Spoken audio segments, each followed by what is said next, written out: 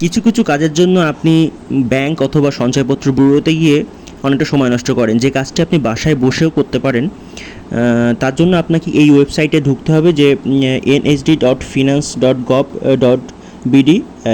এই ওয়েবসাইটে ঢোকার পরে আপনি সেলফ রিপোর্ট থেকে আপনার যে এনআইডি কার্ডের এগেনস্টে যে সঞ্চয়পত্র ক্রয় করা আছে তার যাবতীয় তথ্য, প্লাস সেখানে কত আপনার মুনাফা দেওয়া হয়েছে, আপনার রিবেট কত, ট্যাক্স দেওয়ার জন্য যে তথ্যগুলো লাগে সব কিছুই, আপনার যে ট্যাক্স সার্টিফিকেট সবগুলো আপনি ওইখান থেকে পাবেন।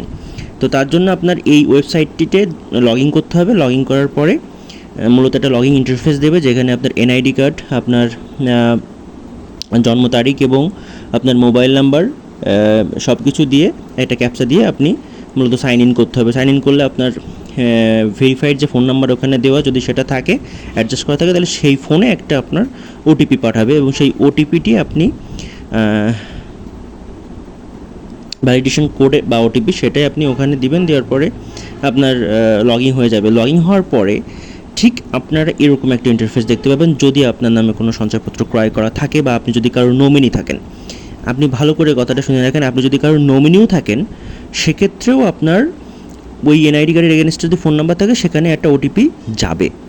তো বাসায় বসেও আপনি যদি আপনি ভুলে যান যে আপনার কোন ফোন নাম্বারটি দেওয়া আপনি মনে করতে পারছেন না, তার জন্য সঞ্চয়পত্র ব্যুরো বা ব্যাংকে গিয়ে আপনার বসে থাকতে হবে না। আপনি বাসায় বসে ধারণা করে আপনার ওই ফোন নাম্বারটি দিয়ে চেক করতে পারেন, চেঞ্জ করে ফোন নাম্বার দিয়ে আপনি চেঞ্জ করতে পারেন যে আপনার এই নমিনি দেওয়া, যে নমিনি রিলেটেড যে সমস্যাটি হয়ে থাকে, যে আপনি এই ফোন নাম্বার দেওয়া কি কোন ফোন নাম্বার দেওয়া, এবং যদি ওটিপি আসে তাহলে ভাবে নিতে হবে যে ওই ফোন নাম্বারটি আপনার দেওয়া।